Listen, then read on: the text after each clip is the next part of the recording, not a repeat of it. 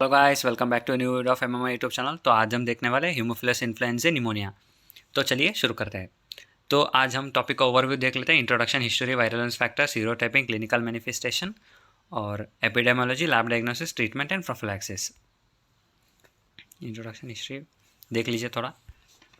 तो इस तरह से हम आज इसको देखने वाले हैं। तो लेट्स स्टार्ट। चलो, introduction. Haemophilus species features pleomorphic gram negative bacilli, capsulated and oxidase positive. Pleomorphic means variable in size and shape. Gram negative bacilli, gram negative मतलब पिंक कलर में दिखेगा। और कैप्सुलेटेड मतलब उसके सराउंडिंग कैप्सूल है और वो कैप्सूल वायरुलेंस फैक्टर है। नेक्स्ट, ऑक्सीडाइज पॉजिटिव मतलब साइटोक्रोम ऑक्सीडाइज एंजाइम है या नहीं बताने वाला टेस्ट, ऑक्सीडाइज पॉजिटिव टेस्ट। चलिए next. Other important species of Haemophilus are Haemophilus ducreyi, Haemophilus aegyptius, Haemophilus haemolyticus and parahaemolyticus, Haemophilus aphrophilus and para aphrophilus and Haemophilus parainfluenzae. ये सारे के सारे डिफरेंट स्पीसीज ऑफ हीमोफिलस है और ये particular disease cause करता है। Like Haemophilus influenzae is the most pathogenic and it causes meningitis and pneumonia. Hemophilus ducreyi, which causes a sexually transmitted disease called carcinoid, CHANCROID. And Hemophilus aegypticus causes conjunctivitis and rashes. Hemophilus hemolyticus and parahemolyticus causes hemolysis on blood agar. Hemophilus aphorophilus and para-aphorophilus causes infective endocarditis, and Hemophilus parainfluenza also causes infective endocarditis. तो चलिए आगे बढ़ते हैं।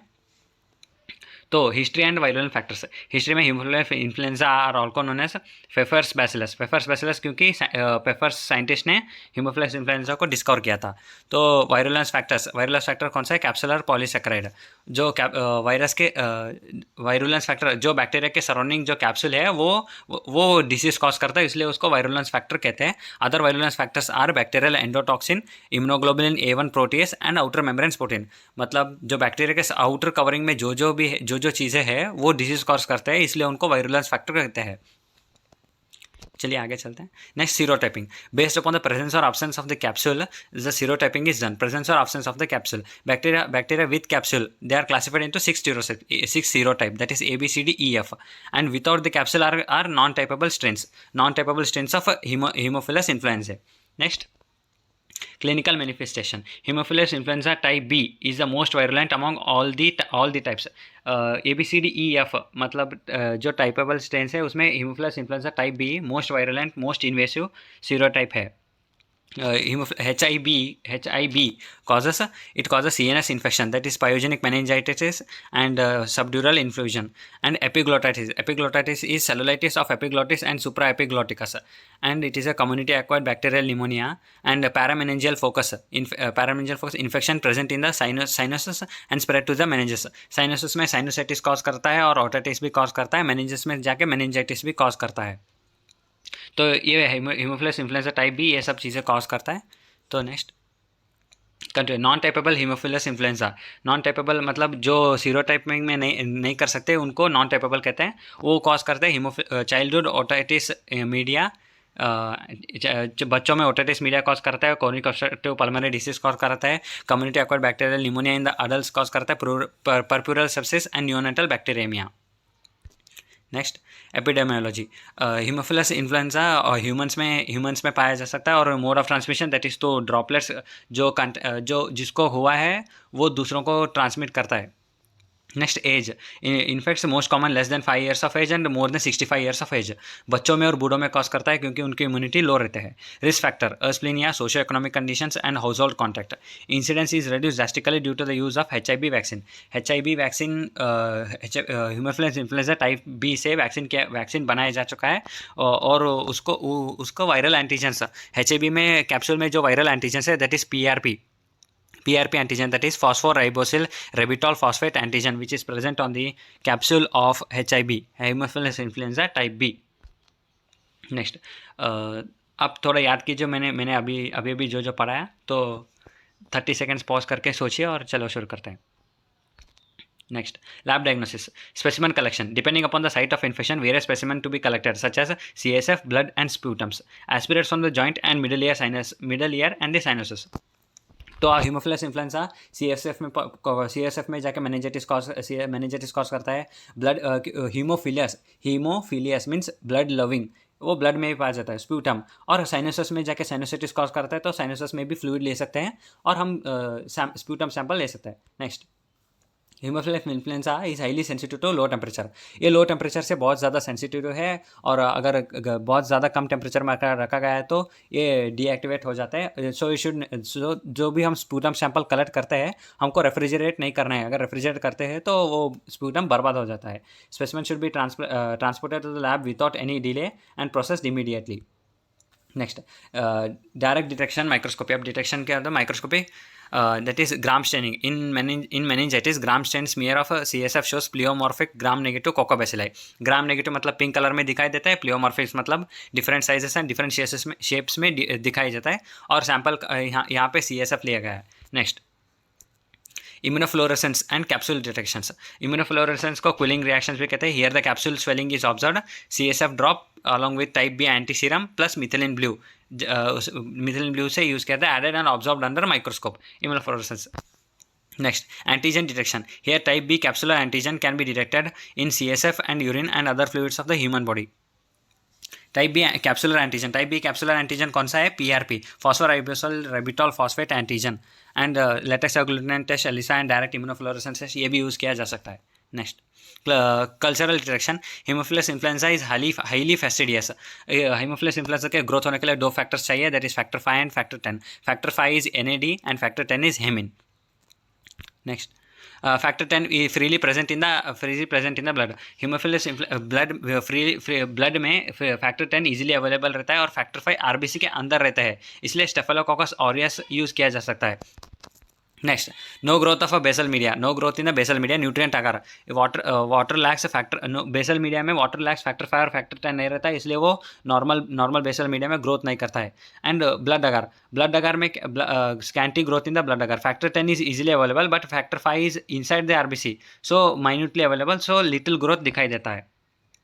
And well growth on the chocolate अगर। Chocolate अगर क्या है? Blood अगर को ही हम 75 डिग्री सेल्सियस तक हीट करने के बाद वही चॉकलेट अगर बन जाता है। यहाँ पर RBC के अंदर का फैक्टर 5 बाहर आ जा सकता है, और फैक्टर 5 और फैक्टर 10 इजीली अवेलेबल रहता है, तो आराम से हीमोफिलस इन्फ्लुएंजा ग्रोथ कर जाता है। ग्रोस वेल ऑन ब्लड अगर when staphylococcus aureus is streak. जब हम स्टेफिलोकोकस ऑरियस का एक स्ट्रीक बनाते हैं, मतलब एक लाइन खींचते हैं स्टेफिलोकोकस ऑरियस का, स्टेफिलोकोकस ऑरियस क्या करता है? फैक्टर 5 को बाहर निकाल देता है, और फैक्टर 5 और फैक्टर 10 अवेलेबल हो जाता है स्टेफिलोकोकस ऑरियस के आसपास।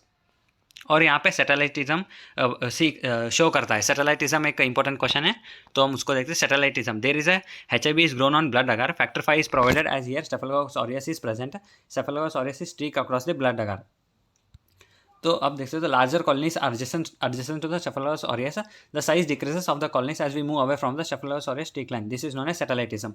हमने Staphylococcus aureus का एक स्ट्रीक लाइन खींचा, वहाँ पे क्या हुआ? हेमिन और NAD दोनों अवेलेबल हो गया, तो बैक्टीरिया कॉलोनीज बड़े बन गए, और Staphylococcus aureus स्ट्रीक लाइन से दूर जाते जाते हेमिन और NAD कम होते गए, तो कॉलोनी का साइज छोटा होता गया। इसको सैटेलाइटिज्म कहते हैं। नेक्स्ट, यहाँ पे डायग्राम में आप देख सकते हो, ये जो बीच में वाइट कलर का लाइन है वो स्टेफिलोकोकस ऑरियस है, और आसपास ये जो वाइट शेड्स देख रहे हो वो कॉलोनीज है, और स्टेफिलोकोकस ऑरियस ट्री के जस्ट बाजू में बड़े कॉलोनीज बनते हैं, क्योंकि वहाँ पर हेमिन और NAD ज़्यादा रहता है, और दूर जाते जाते कम हो जाता है। इसको सैटेलाइटिज्म कहते हैं। Satellitism test positive. Next, other cultures are special media. Flights agar and Levanthal's agar are used because they are factor 5 and factor 10. Hemophilus selective medium which contain bacitracin and sucrose. Selective medium मतलब हर एक bacteria को selective medium रहता है, जो उसी प्रकार के bacteria को ग्रोथ करने को हेल्प करता है।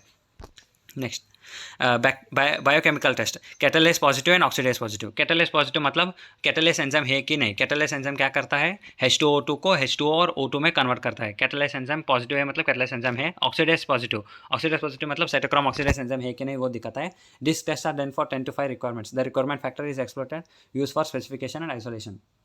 Next, growth surrounding. तो मैं आपको अब कुछ दिखाऊंगा, डायग्राम समझने की कोशिश कीजिए।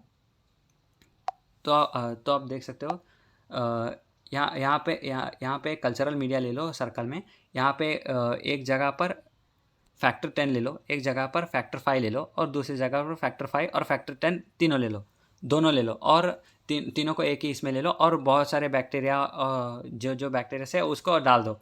तो यहाँ पे जो जिन जिन बैक्टीरिया को फैक्टर 10 चाहिए वो फैक्टर 10 की तरफ जाएंगे, और फैक्टर 5 चाहिए फैक्टर 5 की तरफ जाएंगे।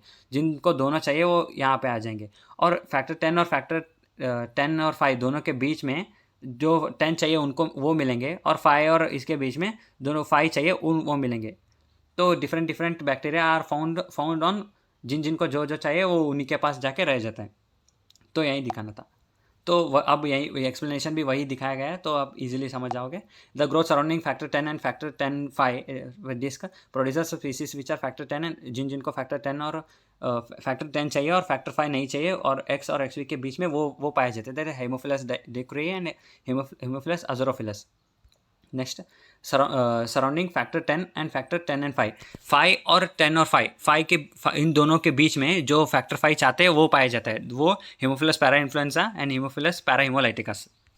नेक्स्ट सराउंडिंग 10 एंड 5 जिनको दोनों चाहिए वो 10 और 5 के आ जाते हैं, और requires both factor 10 and factor 5, that is Haemophilus influenzae, Haemophilus haemolyticus and Haemophilus इजिप्टिकस।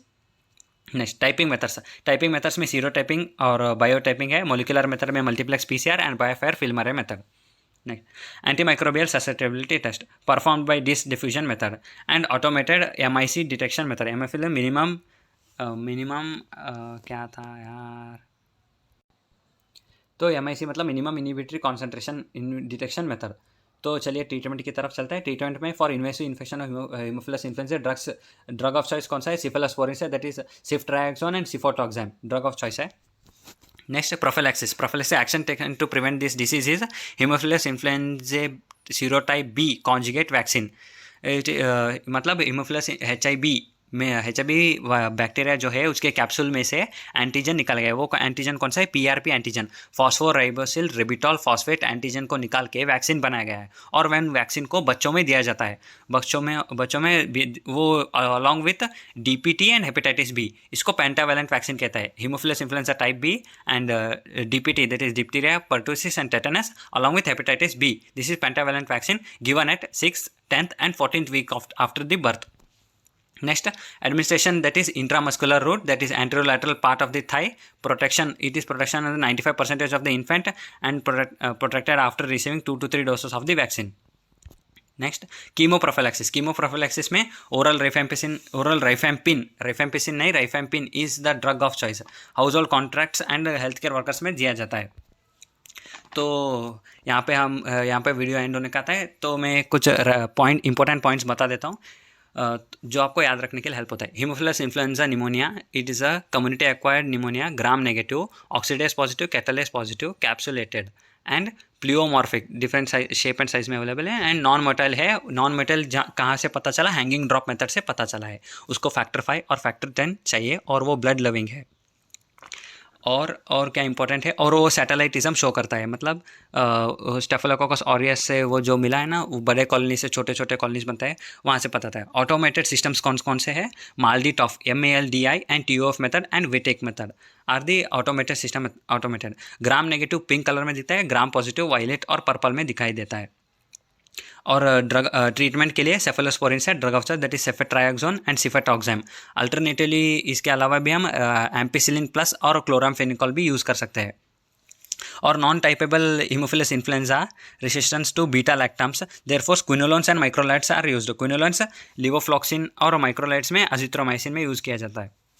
तो पेंटावेलेंट वैक्सीन भी याद रखें, हीमोफिलस इन्फ्लुएंजा एंड DPT और along with hepatitis B, that is pentavalent vaccine. और केमोप्रोफिलैक्सिस में राइफेम्पिन दिया जाता है। ये यहाँ इसके इंपॉर्टेंट पॉइंट्स थे।